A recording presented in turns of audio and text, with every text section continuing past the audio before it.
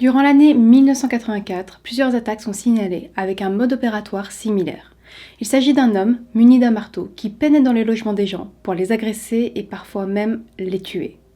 Toutes ces attaques similaires semblent désigner un seul responsable, mais il n'y a aucun suspect et les attaques cessent totalement l'année suivante. Cet homme sera connu sous le nom du tueur au marteau et son identité ne sera pas révélée avant l'année 2018. C'est ce que nous allons voir dans l'affaire d'aujourd'hui.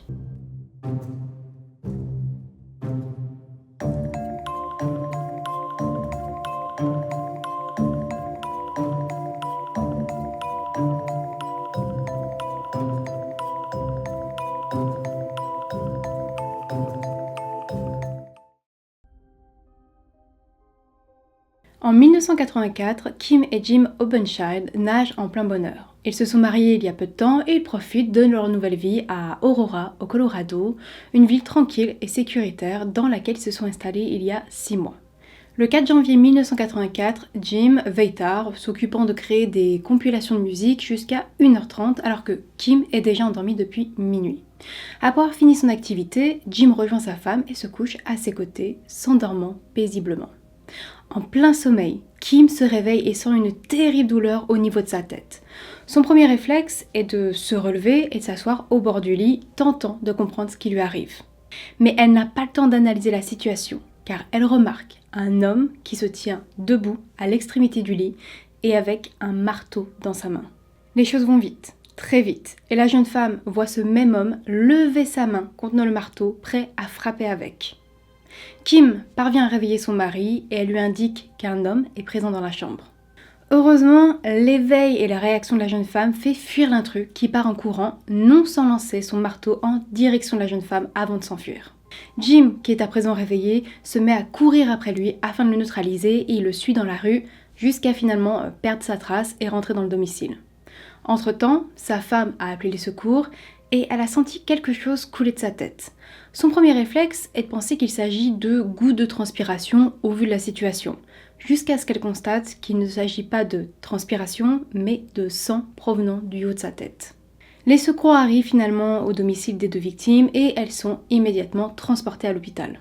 Kim a reçu un coup de marteau au niveau de la tête et Jim plusieurs qui ont entraîné une fracture de son crâne. Dès qu'ils se sentent mieux, les policiers viennent les interroger au sujet de l'attaque. Malheureusement, Kim n'a pas d'informations à donner sur l'agresseur car la pièce était dans le noir et il n'a pas prononcé un mot. Et en cherchant dans leur entourage, ils ne pensent à personne susceptible de leur en vouloir et de leur faire ça. Au niveau de la scène de crime, les indices sont minces. Les seuls éléments importants découverts sont le marteau, puis le sac de la jeune femme qui a été retrouvé plus loin dans une rue, complètement vidé sur le sol sans que rien n'ait été subtilisé.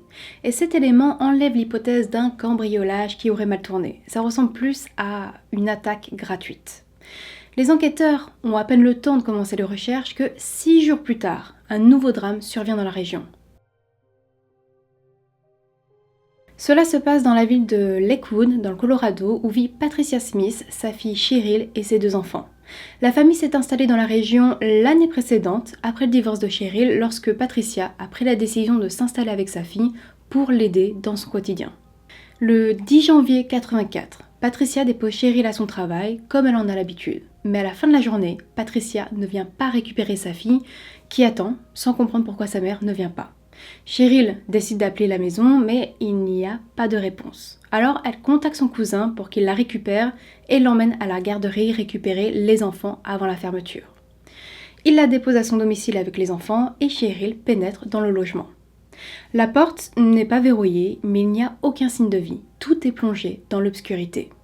La jeune femme allume la lumière pour y voir plus clair et elle aperçoit avec horreur le corps sans vie de sa mère sur le sol, encerclé de sang et avec une couverture placée sur son visage. Sans perdre une seconde, Cheryl sort en courant et elle demande à ses voisins de prévenir les secours. Mais il est malheureusement trop tard pour Patricia qui a déjà perdu la vie. Lorsque les secours arrivent au domicile, ils en font également le constat. Et au vu de la scène, ils comprennent qu'ils font face à un homicide. La victime est partiellement dévêtue, des boutons de ses vêtements sont présents tout autour et un marteau est découvert à côté de sa tête sous la couverture. L'attaque semble avoir commencé au niveau de l'entrée au vu des traces de sang. Et cela laisse penser que Patricia n'avait pas fermé la porte du domicile en partant et que l'agresseur en a profité pour rentrer dans la maison pendant sa courte absence. Il devait probablement l'attendre et il l'a frappée immédiatement lorsqu'elle a franchi la porte d'entrée. Et tout comme pour l'agression ayant eu lieu chez les Obenschild, le contenu du sac de Patricia a été vidé sur le sol, mais dans sa chambre et de l'argent a été subtilisé. L'autopsie permet de déterminer que l'attaque a été très violente, Patricia ayant reçu 17 coups de marteau à la tête, menant à son décès. Et la victime a également subi un viol avant de perdre la vie.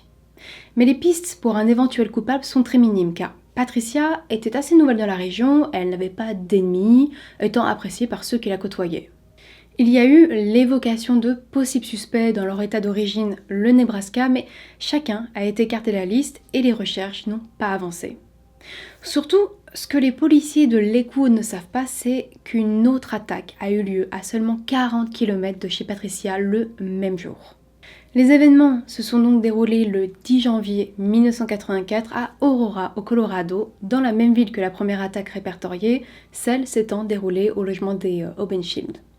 Là-bas vivent Donna et Ron Holm. Lui est pilote et elle hôtesse de l'air et ils se sont installés ensemble dans le logement de Ron dans un quartier tranquille et sécurisé. Ce jour-là, Donna ne travaille pas, elle est hors repos tandis que Don est partie effectuer un vol et ne doit pas rentrer avant le lendemain matin. La jeune femme passe la journée seule et va qu'à ses occupations avant d'aller faire les courses en fin d'après-midi et de rentrer chez elle. Elle arrive au niveau du garage et elle avance la voiture à l'intérieur pour se garer. Elle ouvre la portière, met un pied par terre et elle n'a pas le temps d'effectuer un autre mouvement avant de recevoir un énorme coup au niveau de la tempe qui lui fait perdre connaissance. Le lendemain, soit le 11 janvier, Ron rentre au domicile afin de rejoindre sa femme. Il arrive au niveau du garage, s'avance vers la porte menant au domicile et il remarque des taches de sang dès qu'il ouvre la porte. Cela l'inquiète et il se précipite à l'intérieur où il constate la présence d'autres taches de sang sur le sol qui le mènent jusqu'à la chambre. Et c'est en entrant dans cette pièce que Ron aperçoit Donna couverte de sang sur le lit, incapable de lui parler et dans un état extrêmement préoccupant. Il prévient les secours qui amènent alors Donna aux urgences. Conduite dans un état critique, le personnel médical parvient à la soigner.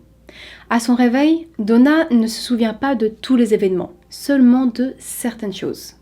Elle se souvient avoir entré son véhicule dans le garage et de s'être réveillée, nue, gelée, là-bas. Elle n'arrivait pas à comprendre ce qui lui arrivait. Elle se sentait vaseuse, très fatiguée, et dès qu'elle essayait de bouger, elle tombait et elle se mettait à vomir. Ne comprenant pas les raisons qui poussaient son corps à réagir ainsi et ayant du mal à se souvenir des événements de la journée, elle a pensé à un excès d'alcool et non pas à une attaque commise par quelqu'un. Elle est alors parvenue à avancer difficilement jusqu'à la chambre, elle s'est allongée sur le lit jusqu'à l'arrivée de son compagnon. Donna n'est pas en mesure de donner plus d'informations, mais la scène de crime, elle, permet d'établir un possible scénario. Dans la voiture de la jeune femme, du côté passager, se trouve beaucoup de sang sur le siège. Les policiers pensent que l'intrus, après l'avoir frappée alors qu'elle allait sortir du véhicule, l'a tirée du côté passager pour la faire sortir et l'a ensuite allongée sur le sol du garage et a continué de l'attaquer avec un marteau qui a été retrouvé dans le véhicule et il l'a violée comme indiquent les examens faits sur la victime et également les vêtements présents au sol. Encore une fois, le sac à main a été complètement vidé et le contenu est allé dans le garage. Et au vu des nombreux coups reçus sur la tête, Donna a perdu une partie de sa mémoire immédiate, mais surtout, elle aurait pu perdre la vie. Ce qui l'a sauvée, d'après les experts, c'est le fait qu'elle se trouvait dans le garage où il faisait très froid et que cela a permis de coaguler le sang et de la maintenir en vie assez longtemps jusqu'à ce que Ron la découvre et appelle les urgences. Il devient clair qu'il s'agit sûrement du même auteur pour toutes ces attaques et qu'il prend de plus en plus d'assurance, allant plus loin dans la violence à chaque nouvelle attaque. Mais nous sommes dans les années 80 et la communication entre les postes de police n'est pas instantanée. De ce fait, pour le moment, la police d'Aurora et de Lakewood s'occupent chacune des affaires s'étant produites dans leur juridiction, sans savoir que d'autres attaques similaires ont eu lieu dans d'autres villes. Et comme on peut le craindre, l'agresseur surnommé le tueur au marteau ne s'arrête pas là et il devient plus cruel et violent lors d'une nouvelle agression. Un drame qui marquera les policiers chargés de cette enquête qui, encore aujourd'hui, en parlent avec beaucoup d'émotion. Le 16 janvier 1984, Bruce Bennett, 27 ans, et sa femme Debra, 26 ans, ne se rendent pas à leur travail dans un magasin d'électroménager de Denver. Les employés sont surpris de ne pas les voir, tout comme la mère de Bruce, Connie, qui décide de les appeler pour comprendre leur absence. Mais le téléphone sonne dans le vide. Aucun membre de la famille Bennett ne décroche le téléphone. Elle décide alors de se rendre directement au domicile pour les voir et, à son arrivée, elle constate que le garage est ouvert et que la porte menant à l'intérieur du domicile est entrouverte. Elle pousse la porte, elle avance doucement dans la maison et elle découvre son fils inconscient avec beaucoup de sang autour de lui. Elle se rend courant et elle demande de l'aide pour appeler les secours qui arrivent rapidement. Les secours et la police pénètrent à leur tour dans le logement et font la même constatation. Le corps de Bruce est proche de la cuisine, en bas des escaliers, il a déjà perdu la vie. Il n'y a pas de doute qu'il s'agit d'un homicide au vu des coups reçus à la tête et surtout de la plaie sur sa gorge. Les enquêteurs savent qu'il y a sa femme, Debra, et leurs deux filles, Melissa et Vanessa, qui vivent dans le même logement. Ils continuent d'explorer les lieux à leur recherche.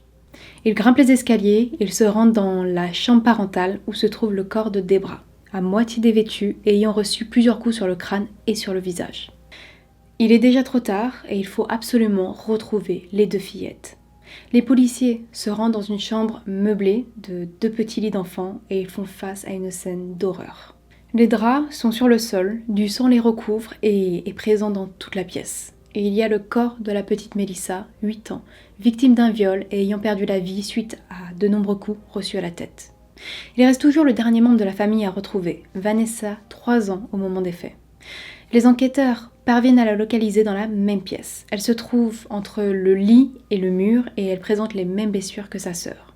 Mais contre toute attente, elle est toujours en vie, malgré la gravité des blessures, et elle est conduite en urgence à l'hôpital avec des chances de survie extrêmement faibles. Plusieurs preuves sont recueillies sur place, comme un cutter sous le corps de la petite Melissa et un couteau de cuisine ayant servi à l'attaque de Bruce, puis des traces de sang, de liquide séminal et des empreintes digitales. Et encore une fois, le sac d'une des victimes est découvert vidé de son contenu sur le sol et à l'extérieur de la maison. Et le meurtrier semble avoir accédé au logement en passant par la porte du garage qui n'était pas verrouillée, comme ce fut le cas pour la plupart des autres agressions. L'équipe de la scientifique passe plusieurs jours à récolter les éléments et en attendant d'avoir des analyses et des résultats, les enquêteurs commencent à interroger les voisins et les proches de la famille Bennett. Ce qu'il en ressort, c'est que personne n'a rien entendu. Pas de cris, pas de bruit étrange. Et personne n'est capable de désigner des possibles suspects, car personne ne connaît d'ennemis à cette famille. La veille, ils avaient fêté l'anniversaire de Melissa et rien n'avait été étrange. Et les analyses, une fois finies, ne permettent pas d'éclaircir la situation, car aucune correspondance avec les empreintes digitales ne revient et l'exploitation de l'ADN n'est pas encore quelque chose de développé.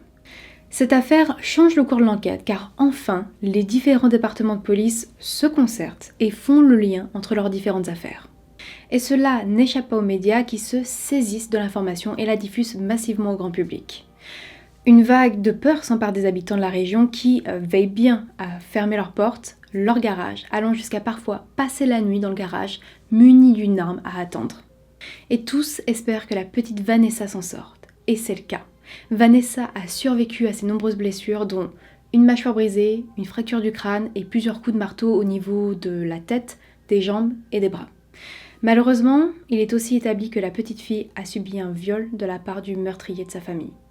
Elle est la seule survivante, une survivante traumatisée qui a été plongée dans le coma et qui maintenant doit réapprendre avec de la rééducation et tout ça sans la présence de ses parents et de sa grande sœur.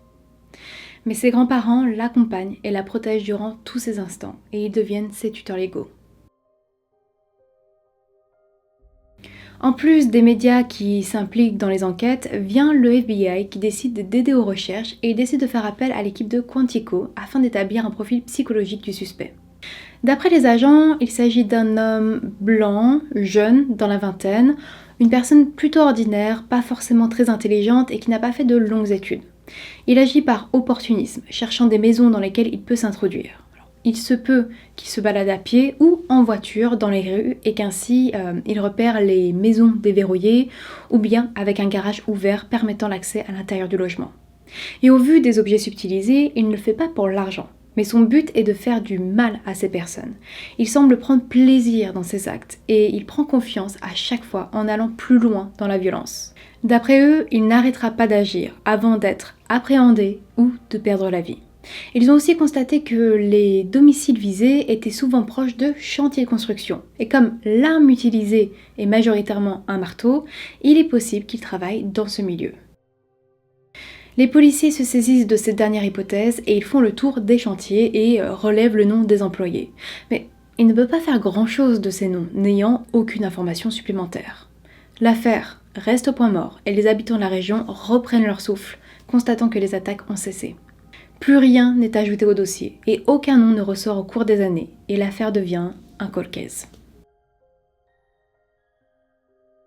En 2001, le bureau d'investigation du Colorado contacte les départements de police pour leur annoncer du nouveau.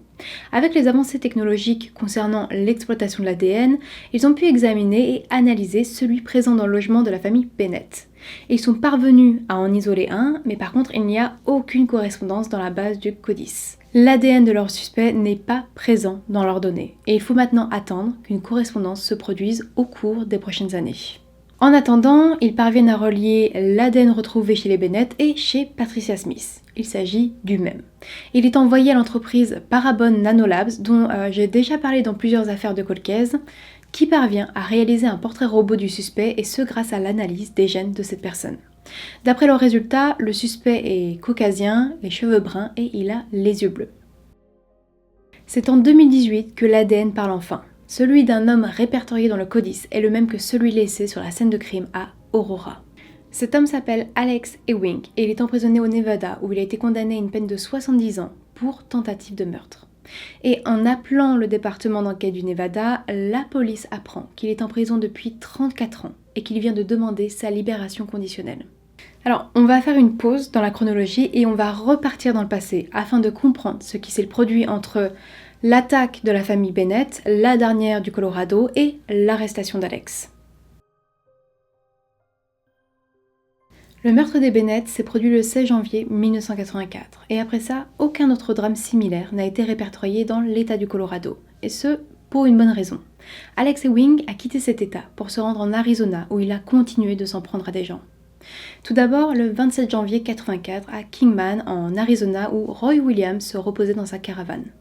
Il dormait paisiblement lorsqu'il a subitement ouvert les yeux, découvrant un inconnu au-dessus de lui avec une énorme pierre dans les mains. Roy n'a pas eu le temps de réagir que l'intrus l'a frappé à la tête et à la poitrine. La victime est parvenue à lui demander pourquoi il faisait ça, et cette question l'a fait fuir en courant, permettant à Roy d'appeler les secours.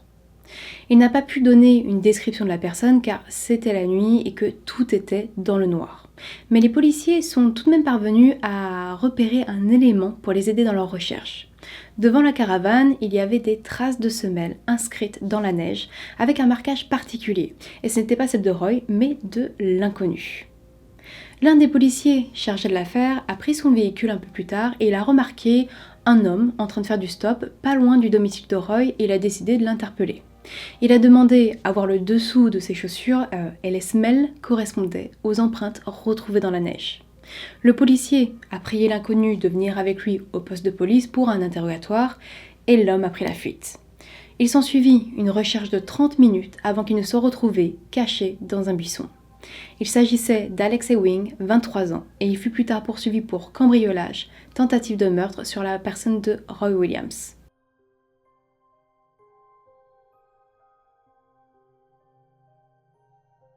Le 9 août 1984, Alex Ewing était dans un bus avec d'autres détenus, mais profitant d'un arrêt à une station-service et du fait que les gardiens étaient occupés à laisser les prisonniers aller aux toilettes, Alex s'est enfui en courant à travers le parking avant qu'un autre détenu le dénonce. Une nouvelle chasse à l'homme a pris place et les policiers se mirent à le rechercher dans les alentours. Mais 2 jours après la fuite, une femme a appelé le poste de police, déclarant qu'un homme avait sonné chez elle et lui avait demandé de rentrer, passer un appel car il avait eu un problème avec sa voiture. Méfiante, elle a refusé et elle a signalé à la police et la description qu'elle a faite de l'homme correspondait au détenu en fuite. À peine 1 heure après, un autre appel est parvenu à la police. Il s'agissait de Nancy et Chris Barry, un couple déclarant qu'un homme s'était introduit chez eux et les avait attaqués avec le manche d'une hache. Ils ne savaient pas si l'homme était toujours dans le logement, mais ils avaient besoin d'aide, sentant que les blessures infligées pouvaient mener à leur décès. Les secours sont arrivés chez les Barry et ils ont retrouvé le mari et la femme dans leur lit, toujours en vie. Ils ont été transportés à l'hôpital. Leurs 2 enfants, qui se trouvaient dans une chambre à côté, ont été épargnés et ils étaient indemnes. Après s'être remis de leurs blessures, Nancy a été en mesure d'expliquer les faits. Durant la nuit, elle a entendu des bruits étranges provenant de la cuisine et elle s'est approchée de la pièce pour comprendre leur signification. Et c'est là qu'elle a aperçu un inconnu debout dans la cuisine. Elle s'est mise à courir en direction de la chambre pour alerter son mari, mais l'intrus l'a poursuivi dans la maison et il est parvenu à les attaquer avec le manche d'une hache. Et s'est seulement arrêté lorsque Nancy a arrêté de se défendre, lui laissant croire qu'elle avait perdu la vie. Comprenant qu'il s'agissait probablement d'Alex, de grandes recherches ont été mises en place dans les alentours. Des équipes de recherche, des hélicoptères, une description du suspect à la presse publiée au grand public, mais ça ne donne aucun résultat. L'homme a disparu dans la nature, jusqu'à ce qu'il commette une erreur, celle de contacter ses proches pour demander de l'aide. Des proches pour qui les lignes téléphoniques avaient été mises sous écoute et qui ont permis à une opératrice d'identifier le prisonnier pendant l'appel. Elle a prévenu les policiers, leur donnant l'emplacement de la cabine téléphonique depuis laquelle Alex passait son appel. Une cabine située proche du lac Mead. L'évadé a été repéré par un ranger qui s'était mis à le poursuivre. Après des jours de fuite, Alex était épuisé et il s'est laissé appréhender avant d'être amené en prison. En février 1985, Alex faisait enfin face à la justice pour des faits de tentative de meurtre, fuite, cambriolage et violence. Le 28 février, il a été déclaré coupable et il a été condamné à une peine de 110 ans de prison. Donc voilà ce qui s'est produit entre les meurtres de la famille Bennett en 1984 et la découverte d'une correspondance ADN avec Alex Ewing en 2018. Apprenant que le prisonnier a fait une demande de libération conditionnelle, la police du Colorado sait qu'elle ne doit pas perdre de temps et qu'elle doit tout faire pour empêcher ça. Les enquêteurs partent alors le voir sans lui révéler les vraies raisons de leur visite. Ils parlent avec lui, lui parlent de son passé et ils découvrent ainsi qu'Alex a beaucoup voyagé dans sa jeunesse et qu'il a bien vécu dans l'état du Colorado où il travaillait dans le domaine de la construction. Tout concorde. Et vient le sujet de la famille Bennett, qui met le prisonnier hors de lui et comprend enfin pourquoi les policiers l'interrogent sur son passé. Lui, qui a cru que ses crimes resteraient impunis, comprend qu'il a été retrouvé. Avant de partir, il se soumet à un test ADN qui déterminera qu'il n'y a aucun doute. Il correspond à l'ADN retrouvé chez les Bennett et chez Patricia. Le 9 août 2018, Alex Ewing est arrêté et poursuivi pour les meurtres de Melissa, Debra, Bruce Bennett et de Patricia Smith. Si vous vous interrogez sur la poursuite des autres crimes, il faut savoir que la prescription empêche de le juger pour ses faits. Aux États-Unis, la prescription n'existe pas pour les meurtres, mais elle s'applique dans les cas de tentative de meurtre. Le 27 juillet 2021 s'ouvre le procès concernant la famille Bennett. Durant l'audience, on dresse le portrait d'un homme qui a escaladé dans la violence, ayant commencé avec des cambriolages à ses 17 ans et ayant usé de plus en plus de violence à chaque nouvelle attaque, allant jusqu'à tuer plusieurs personnes et ce de façon indescriptible. Du côté de la défense, il est dur de déclarer qu'Alex est innocent au vu de l'ADN de son client qui a été retrouvé sur la scène de crime. Elle ne peut l'expliquer. Alors, elle tente de créer un doute raisonnable en discréditant cette preuve, en remettant en cause la façon dont les preuves physiques ont été conservées à l'époque. Mais l'intervention de Vanessa, la seule survivante de ce drame, ne laisse personne insensible et convainc le jury lorsqu'elle exprime ceci. Je n'ai pas seulement perdu mes parents et ma sœur, j'ai perdu confiance dans les gens. J'ai perdu ma dignité et ma fierté. J'ai perdu la personne que j'étais censée être. J'ai perdu ma santé mentale. Je me regarde dans le miroir tous les jours et je déteste ce que je suis. Je déteste ce que j'ai dû endurer et ce que j'endure encore. J'espère qu'il partira pour toujours. Il faut savoir que la vie de Vanessa après le meurtre de sa famille a été très dure. Elle a développé du stress post-traumatique, elle est tombée dans la drogue, a été arrêtée à plusieurs reprises et a même vécu dans la rue. À présent, elle est sur la voie de la reconstruction, mais c'est une route longue et douloureuse. À la fin du procès, Alex Ewing est déclaré coupable de 3 meurtres et il est condamné à 3 peines à perpétuité. Connie Bennett, la mère de Bruce qui a découvert la scène, dira ceci. Certains le comparent à un animal, mais je ne le ferai pas parce que je pense que les animaux ont une raison d'être dans ce monde. En octobre 2021 doit avoir lieu le procès concernant Patricia Smith, mais une dure décision est prise. Il est annulé après que l'avocat d'Alex ait fait une demande afin de faire une évaluation de son client pour vérifier sa capacité à comparaître. Il est déclaré compétent. Alors un nouveau procès prend place en avril 2022, durant lequel il est déclaré coupable et il est condamné à la perpétuité. Celui que l'on surnomme le tueur au marteau a été appréhendé 34 ans après les terribles crimes qu'il a commis dans l'état du Colorado. Et bien que ce soit un soulagement pour beaucoup, ce ne l'est pas pour tous. Comme pour Vanessa qui déclare que ça ne lui rend pas sa famille et que ça n'enlève pas la douleur et toutes les épreuves traversées par la suite. Cet homme lui a volé sa vie et son avenir. Mais dans chaque épreuve, elle a continué de se dire qu'elle ne devait jamais abandonner. Le FBI, lorsqu'il a dressé le portrait du tueur au marteau, n'avait pas tort. Il estimait que le coupable ne s'arrêterait pas à moins qu'il ne meure ou qu'il soit arrêté. Et on peut constater ce fait avec sa fuite en Arizona, car au lieu de faire profil bas et de fuir, il a directement recommencé à s'en prendre à des personnes. Je crois en la réhabilitation de certains prisonniers, mais qu'elle n'est pas possible pour tous. Et Alex Ewing, à mes yeux, fait partie de ces personnes. Quelqu'un qui est libre n'hésiterait pas à refaire du mal à d'autres personnes. Et je n'ose imaginer ce qu'il aurait pu faire s'il n'avait pas été emprisonné pendant toutes ces années avant qu'on l'identifie pour les crimes du Colorado. C'est tout pour cette affaire. Si le contenu vous a semblé intéressant, vous pouvez aimer la vidéo et ainsi soutenir la chaîne. Et n'hésitez pas à vous abonner pour plus de contenu si ce n'est pas encore fait. Nous, on se retrouve la semaine prochaine pour une nouvelle affaire.